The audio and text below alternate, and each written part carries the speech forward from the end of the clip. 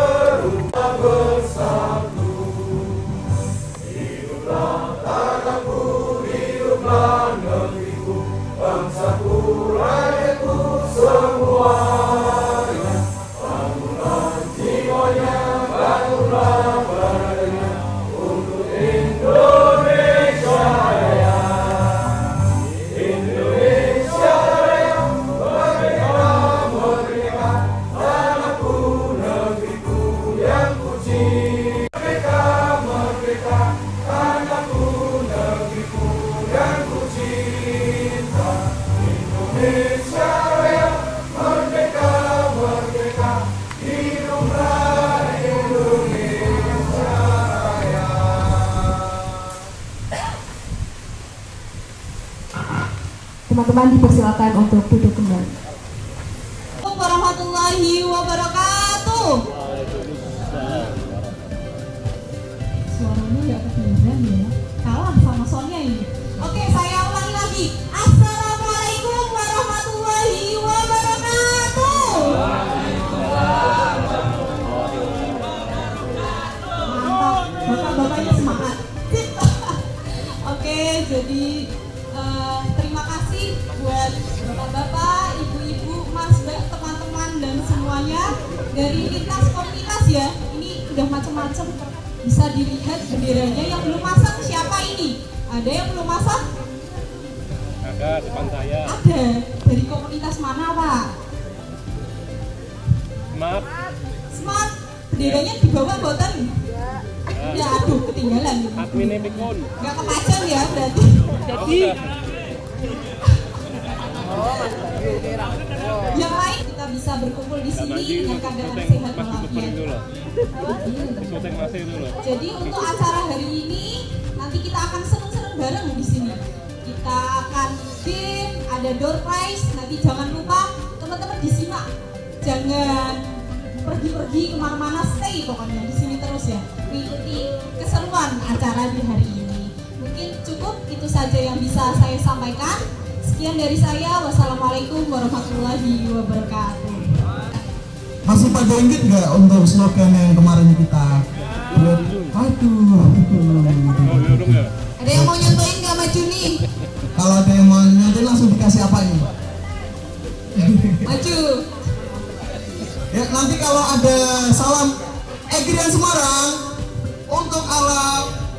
manusia inovasi. Coba saya Tes drive ya. Egrian Semarang untuk alam, manusia dan inovasi. Yo, yang semangat lagi yo Mas. Wah, apa tuh? Banyak sekali sepertinya ya Mas ya. Lupa. Oke, next ada dari Mahapahwa. Sertanya guys, Mahapahwa tuh dari mana sih Mas? Mahapahwa dari kampus Universitas Van Salim Semarang. Nah, Selanjutnya ada Auda Kawan Seta. Oke, next ada dari Smart Runner. Ada dari Smart Semarang Training. Apa ini kayaknya? Selanjutnya dari Smart Adventure. Dari PMI Kota Semarang mana suara? Suaranya Dari Mahapahwa UNES. Ini anggotanya dari teman-teman Mahapahwa nih. Oh, ramai sekali. Selanjutnya dari Semarang Orange Berry. Wow. Selanjutnya ada dari Haliaster mana suaranya? Selanjutnya ada dari Sri Boga Volleyball. Selanjutnya ada dari ini ada beberapa komunitas ini udah masang bendera ya. Untuk yang teman-teman komunitas yang masih yang bawa bendera silakan dipasang dulu di situ atau itu udah tersedia tempat buat masang bendera. Selanjutnya ada dari komunitas Mangrove Lestari. Ini ada dari Rano Adventure. Selanjutnya ada dari Rescue Squad Indonesia. Selanjutnya ada dari Mangewer Adventure. Sini yang paling. Dan demikian untuk yang tadi udah disebutkan itu ada beberapa komunitas yang udah join di Egrian Semarang. Untuk meramaikan hari ini ya Mas, Acara antusiasnya Eco Adventure Day sangat Semarang. luar. Oke teman-teman, untuk materi kali ini kita akan membahas mengenai emergency transporting atau bahasa awamnya yaitu cara membawa korban yang cedera saat kondisi darurat di lapangan atau alam bebas.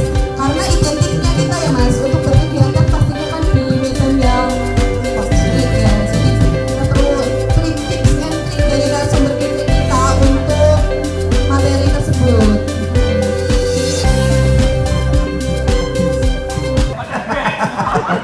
Oke, terima kasih.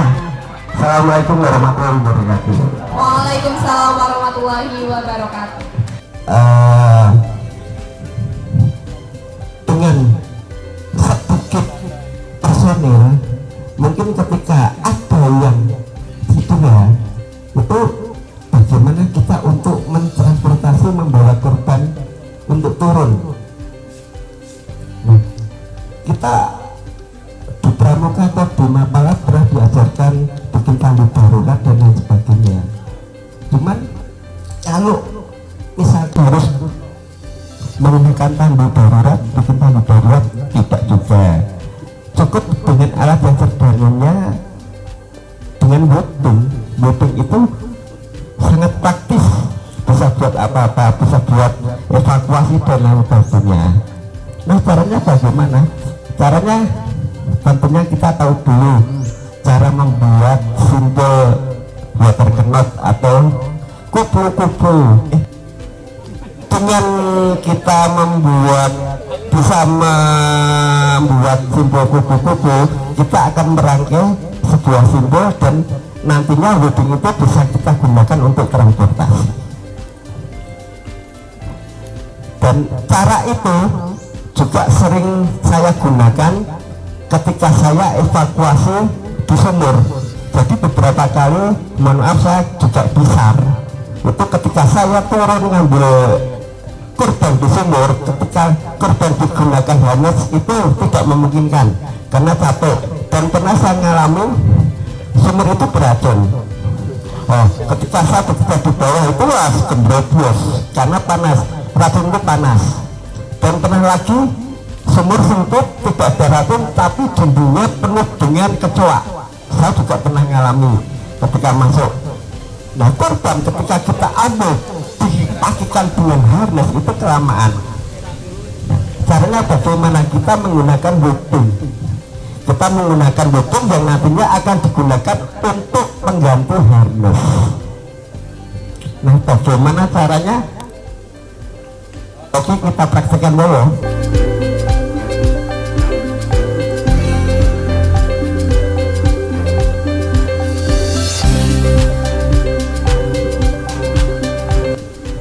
Nah, webbing ini kita sambung dengan menggunakan simbol kupu-kupu. Mungkin teman-teman nggak tahu perbedaan antara simbol dan ikatan. Kalau simbol itu biasanya tali dengan tali. Kalau simbol kupu-kupu dikhususkan pada tali yang tipis.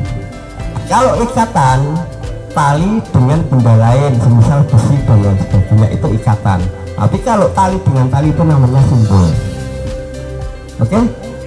Minta tolong ada relawan satu maju untuk menjadi pasien atau korban. Jadi kekuatan webbing itu 9 kN. 1 kN-nya itu 100 kilo. Sebetulnya 100 sekian, cuman diringkas jadi 100 kilo. Kekuatan webbing 9 kN. Nah, ini kita nyari simbolnya berdiri, nanti praktek ketika duduk bagaimana. Kalau bisa simpul itu nanti kita ambil satu jengkal supaya nanti tidak sakit kena anggota tubuh si pasien.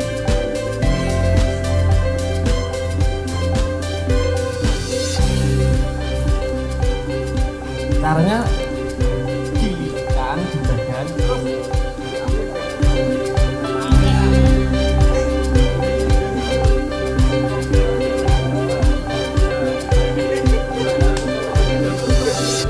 baru kita gendong. Tidak diragukan memang kekuatan pemateri kita kali ini. Kita ulangannya mana? Kalau bisa diajak komunikasi kan nggak bisa.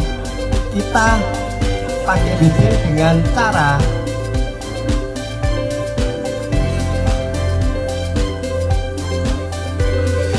Oke teman-teman, dari materi yang luar biasa ini ya Pak ya, nanti teman-teman, oh ya ada 3 kesempatan penanya ya, dan penanya yang beruntung akan mendapatkan, wah apa itu, kayaknya dari Eiker nih yang keluar nih Mas. Tanya Pak Rudi, jika korban itu dalam posisi patah tulang terus semaput, bagaimana cara menanganinya? semaput. Itu bahasa Inggris ya? Ngaput gitu. Rodora sadar gimana Pak? Oh, salah. Jadi ketika ada teman kita ketika running ataupun mendaki, itu yang utama dicek nafas dan nadi. Itu penting. Untuk patah tulang dan sebagainya itu nomor sekian. Yang penting dicek nafas dan nadi, itu utama. Karena 3 orang tidak bernafas, koit 3 jam orang dalam cuaca ekstrim, panas yang ekstrim atau dingin yang ekstrim itu koit. Nah, perlu dicek dulu. Setelah dicek ada nafas ada nadi, baru cek fisik. Kalau korbannya sadar, cukup ditanya yang dirasakan mana. Oh, jempolku. Nah, jempol dicek ada perubahan bentuk apa enggak, diraba ada perubahan bentuk apa enggak. Oh, ini hanya dislokasi atau kedeklik. Nah, itu tidak, sebetulnya tidak boleh diolesi dengan basi. Nah, kalau di gunung itu kan tidak mungkin ada es batu, tapi kita bawa gas LPG untuk masak, semprot pakai gas LPG. Yang dicari di kimia gas LPG itu dingin. Nah, di dunia sepak bola ada pemain yang dislokasi, itu kan tidak dikasih balsam tapi disemprot Etil. Etil itu rasanya sangat dingin.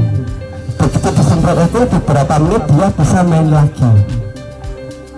Jadi kalau dikasih balsem karena abses dislokasi engkel kesleo itu kan membengkakan, ototnya ketarik, jadi dia panas, akhirnya bengkak. Panas dikasih panas yang meledak, harusnya didinginkan pakai es batu atau pakai etil. Kalau di gunung kita nggak boleh etil, adanya tabung gas untuk masak, semprot pakai itu gas, rasanya dingin. Nah, itu terus ketika dicek kok ada indikasi fraktur, kita ngomongnya indikasi, tidak boleh langsung memvonis ini patah tulang karena kita nggak dokter. Indikasi fraktur, nah kita berupaya semampu kita, setahu kita, misalkan ada ranting, ambil ranting, kita budai. Budainya bagaimana? Ini kan nggak ada mitela, boleh pakai selower dan lain sebagainya. Kita budai, kita evakuasi turun dengan teknik. Kalau tidak memungkinkan pakai teknik yang tadi, kalau memungkinkan kita tangguh bareng-bareng bawa turun. Semaput dulu, semaput itu pasti masih ada nafas dan nadi. Rangsang dengan aroma-aroma supaya dia sadar, itu saja. Terus cek berkala, ketika dia sudah sadar 5 menit cek lagi bagaimana kondisinya. Dan jangan sekali-sekali kalau orang habis pingsan langsung dikasih minum, jangan sekali-sekali, karena dia masih shock. Shock itu ada dua, shock sadar dan shock tidak sadar. Shock sadar contohnya orang kecelakaan, terus ditanya dia masih bingung, itu shock sadar. Nah, kenapa kok nggak dikasih minum? Anggota tubuh kita itu menggerakkan apa? Otak lah. Bahkan kita jawab pertanyaan kan yang menyuruh otak. Ketika ditanya belum bisa menjawab, itu shock. Dan kemungkinan salah satu anggota tubuh belum ada yang bekerja. Kalau dikasih minum bisa saja dia kesedak. Jadi jangan dikasih minum. Kasih minum ketika dia sudah bisa diajak ngomong dan ditawari mau minum, iya baru dikasih. Iya, begitu. Siap. Untuk penggunaan harness webbing tadi, jika penggunaannya di medan sulit nih, seperti yang diceritakan Pak Rudi tadi, di sumur yang daerahnya sempit atau mungkin di jurang gitu, apakah penggunaan webbing itu bisa? Dan kalau bisa itu, kalau di medan sulit seperti itu bagaimana Mas caranya? Atau mungkin punya studi kasus lainnya yang serupa, mungkin bisa dijelasin. Pakaikan harus pakai webbing tadi, itu akan efektif cepat. Kita kalungkan. Nah, kalau di dalam air biasanya harness ini akan mengambang. Saya yakin akan mengambang. Maka harus ada karabiner satu supaya salah satu faktor itu teguang itu bisa menyelam dan kita ambil dari selangkangnya. Nah, ada pandangan, ada gambaran. Nah, kita ambil karena ada beban karabiner, dia akan nyelam, kita raih. Kalau tidak ada bebannya, saya yakin webbingnya akan ngambang. Kita raih, kita pastikan seperti tadi, baru kita evakuasi. Bisa evakuasi bareng-bareng dan bisa evakuasi kita duluan korban terakhir. Kalau kita naiknya evakuasinya bareng-bareng, itu kalau korban masih hidup, masih sadar. Tapi kalau korban sudah meninggal, boleh penolong naik dulu. Yang penting sudah terkait dengan harness, bisa ditarik naik korbannya. Jadi jangan sampai penolong jadi korban, jangan sampai menambah korban lagi. Begitu. Kalau di jurang itu kan surfisnya luas, tidak sempit. Bisa kita pakaikan harness yang sudah jadi. Bisa kita pakaikan karena surfisnya luas. Ada tempat untuk kita beraktivitas. Ya, kan luas itu kalau di ya. Kalau di sumur kan sempit, nah terbatas ya. Bisa kita pakaikan harness, baru ketika makin harness pun banyak caranya. Sekarang banyak teman-teman, kalau saya melihat itu yang sering outbound dan sebagainya flying fox, karena banyaknya peserta terus bikin harness yang diikat-ikat gitu. Bahkan teman-teman yang latihan rapping dan sebagainya pakai harness yang diikat gitu. Itu sebetulnya tidak nyaman, tidak, kalau aman tapi tidak nyaman dan makan waktu lama membuatnya. Dan teman-teman kenapa mungkin belajar itu pakai webbing ke sini itu tidak nyaman ketika berkegiatan lama di ketinggian. Karena apa? Saya yakin pasti akan menjerat. Ketika ada beban, webbing menjerat dan paha kita kesemutan akhirnya. Nah, itu nanti ada teknik lagi bagaimana cara cepat, aman, nyaman. Ya. Oke, berarti intinya jangan sampai menambah korban baru ya Pak ya. Kalau sekiranya mampu, semisal kita teman-teman gini ya, nggak, kalau apa semisal ada yang terjadi seperti itu tadi, mungkin Mas dia maksudkan seperti di gunung ya, biasa kita lakukan kegiatan para muda-muda ini. Kalau sekiranya kita bisa menolong ya kita ambil ya Pak. Tapi kalau kiranya akan membahayakan penolong, mending kita cari bantuan gitu ya Pak. Jangan sampai menambah korban. Pak, ini saya mau bertanya. Tadi kan webbing kan digunakan untuk menolong, bisa juga di medan-medan yang terjal gitu. Nah, kira-kira ada nggak Pak potensi kesalahan fatal yang bisa terjadi saat kita menolong pasien dengan webbing? Nah, yang biasa terjadi atau kesalahan mungkin dari pengalaman Bapak sendiri, kesalahan fatal apa yang bisa terjadi saat kita menolong pasien dengan webbing atau yang biasa terjadi gitu? Serta perawatan webbing itu bagaimana Pak supaya tetap kuat dan bisa dipakai lagi? Semisal kita tidak membawa webbing, lah itu menolongnya bagaimana? Terima kasih. Satu, ketika kita evakuasi pakai webbing, cara menyambung, kalau cara menyambung webbing salah itu bisa lepas. Tapi kalau cara kita menyambung webbing dengan water knot, insya Allah tidak akan lepas.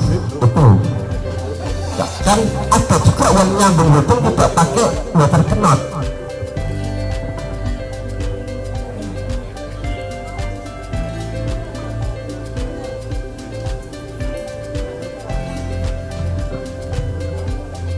Cara nyambung tidak pakai water knot seperti ini, dan ini akan mengurangi kekuatan webbing. Karena apa? Ini ada, coba dibuka atas bawahnya, ini ada tekuan ini mengurangi kekuatan webbing. Tapi kalau dengan water knot dia akan lurus. Nah, dan ini bisa lepas. Kesalahan yang biasa terjadi itu disimpulnya ya Pak, berarti Pak. Oke, siap-siap. Lanjut yang kedua dulu Pak, perawatannya. Tidak kena panas, terus jangan sampai, kalau bisa jangan sampai kena pasir. Ketika kena pasir, kita tidak tahu pasir, butiran pasir itu masuk terus menggerus pori-porinya. Nah, perawatannya jangan sampai kena panas, yang lembab nggak masalah. Terus ketika kita nyuci itu pakai alat bantu, tali ditekan, ditarik begini. Iya. Dan kalau bisa usahakan jangan pakai deterjen, rinso dan lain sebagainya. Kalau mau pakai deterjen, pakai Tefal. Tefal itu deterjen untuk membersihkan jerigen air minum atau galon air minum. Itu berbusa, bersih, tidak merusak ini kain tali ini, serat ini. Panjang webbing itu diusahakan kalau bisa itu 5 meter. 5 meter Minimal itu Pak. iya, minimal 5 meter. Karena untuk 5 meter bisa kita gunakan harness yang tadi yang melingkar di pundak. Kalau 3 meter 4 meter tadi punya saya ini 3 meter nggak cukup, tapi kalau 5 meter insya Allah bisa sampai pundak begitu. Bapak, semoga ilmu yang sudah diseringkan bisa bermanfaat untuk teman-teman semua. Assalamualaikum warahmatullahi wabarakatuh. Waalaikumsalam warahmatullahi wabarakatuh. Salam lestari. Lestari, sekali lagi Pak. Salam lestari. Lestari. Salam Adrian. Terima kasih rekan-rekan semuanya, senior, ada senior saya di sana loh. Ya, terima kasih sekali lagi atas atensinya rekan-rekan semuanya. Baik, sebelumnya saya ralat ya. Jadi tadi dikatakan MC-nya nama saya koordinator apa Adrian Semarang, sebetulnya belum dilegalkan. Artinya nanti di sini salah satu agendanya kita adalah karena kita multi community ya, berbagai latar belakang, Adrian Semarang ini hanya sebagai wadah saja, sebagai wadah dari salah satu brand ya, untuk memfasilitasi ya, menaungi dari para komunitas outdoor atau komunitas sport, adventure dan lain-lainnya. Begitu. Ikatannya itu ya. Mungkin kalau teman-teman yang kemarin tidak hadir pada saat pembentukan Adrian, waktu itu dihadiri dari manajemen juga dari Bandung. Jadi monggo nanti Adrian Semarang ini bisa berikutnya kelanjutannya bisa membuat satu kegiatan-kegiatan yang bersifat bisa lintas komunitas, karena kan kita macam-macam ini kan tipikal karakternya dari komunitas. Ada yang traveler, ada yang traileran, ada yang sepeda, ya, ada yang running, ya, ada yang macam-macam lah ya. Nah ini bagaimana nanti kita dari semua karakter latar belakang ini bisa menjembatani itu baik ke pihak manajemen, ke pihak brand, maupun kita membuat kegiatan-kegiatan yang bersifat internal. Kira-kira gambarnya begitu. Nah ayo kita di Semarang khususnya ya, kita Semarang. Nah ini kita juga yang rambut putih itu juga tidak kehilangan zaman kan, itu masih setia mengikuti kan itu. Nah ini kita menjembatani itu semua, ayo kita bareng-bareng kita meriahkan lagi kegiatan adventure, kegiatan outdoor di Semarang khususnya. Nah, termasuk salah satunya dari sisi lokasi tempat, banyak tempat yang bisa kita explore ya, di Semarang. Kayak di sini ada hutan wisata Tijomoyo, ternyata kita punya tempat yang bersifat ya buat event. Terus tidak harus gunung kan ya, tidak harus di gunung. Nah, banyaklah kalau Semarang kita eksplor banyak desa wisata, misalkan seperti di Kandring, seperti di Polaman, daerah Gunung Pati, kita bisa buat penjelajahan desa misalkan. Banyak sekali, mungkin teman-teman akan banyak ide, akan banyak konsep nantinya. Ada juga gua Keskendo yang kalau suka untuk penelusuran gua gitu. Nah, ini nanti kedepannya tidak harus komunitas yang identik dengan kegiatan tertentu, tetapi bisa juga diikuti oleh komunitas yang lain. Jadi yang lain bisa ikut juga kan gitu. Jadi bisa ada pengalamannya, bisa ikut merasakan kegiatan dari komunitas yang lain. Seperti komunitas Airsoft Gun. Ini basecampnya Airsoft Gun Semarang di sini di Tijomoyo. Mana? Mas Moko ya. Nah ini basecampnya kalasannya Airsoft Gun-nya di sini. Nanti ke depan misalkan dari rekan-rekan semuanya ada ikut merasakan bagaimana Airsoft Gun, sensasinya menembak dan sebagainya, bisa. Nah ini dengan melalui Adrian Semarang ini kita bisa akomodir, kita tampung apapun itulah ya nanti. Misal kita yang ringan-ringan gitu kan, camping ceria gitu kan, gitu. Nah, itu dari gambaran itu semua yang saya ceritakan, tentunya idealnya komunitas atau organisasi itu ada yang mengelola, ya, namanya kepengurusan.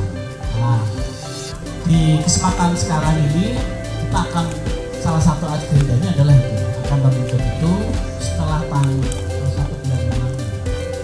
lebih satu bulan yang lalu Egrian Semarang sudah diresmikan oleh, disaksikan dari Bandung juga, berbarengan dengan kota yang lain. Ada Surabaya, ada Malang, ada Jogja, ada Semarang, ada Wonosobo, Solo juga.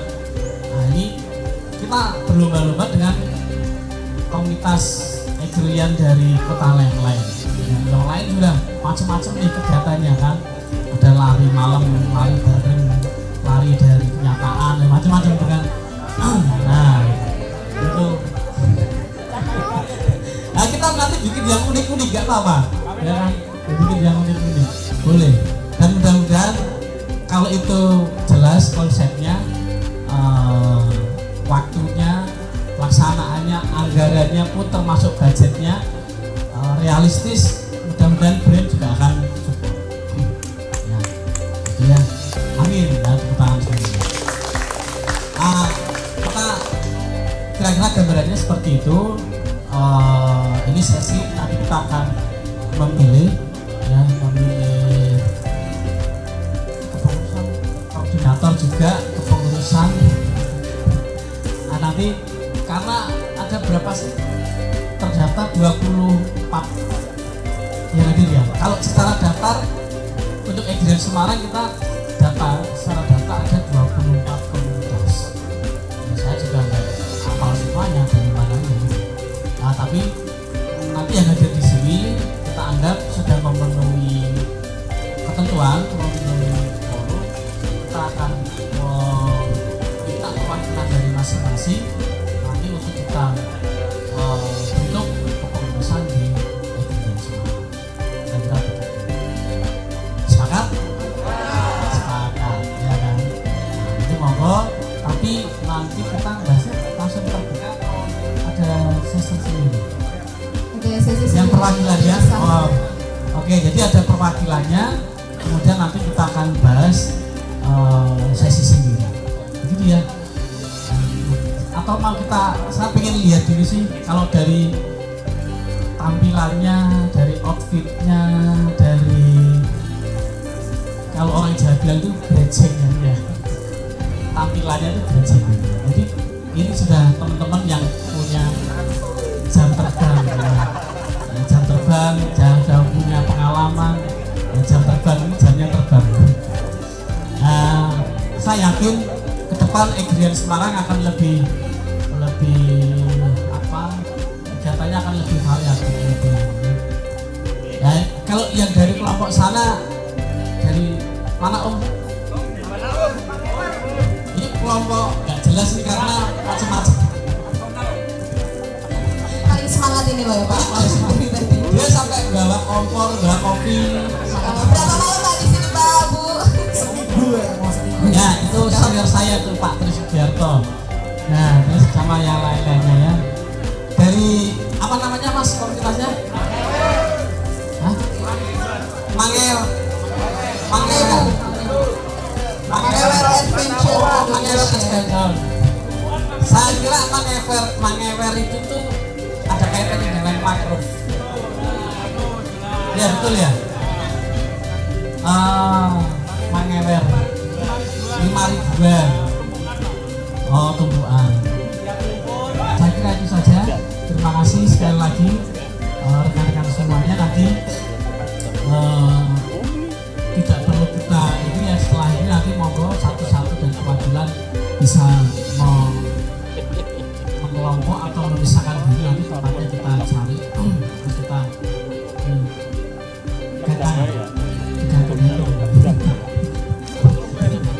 Oke, saya kira itu saja. Terima kasih teman-teman semuanya. Senang sekali ya, atas kehadiran semuanya. Mungkin ini menjadi awal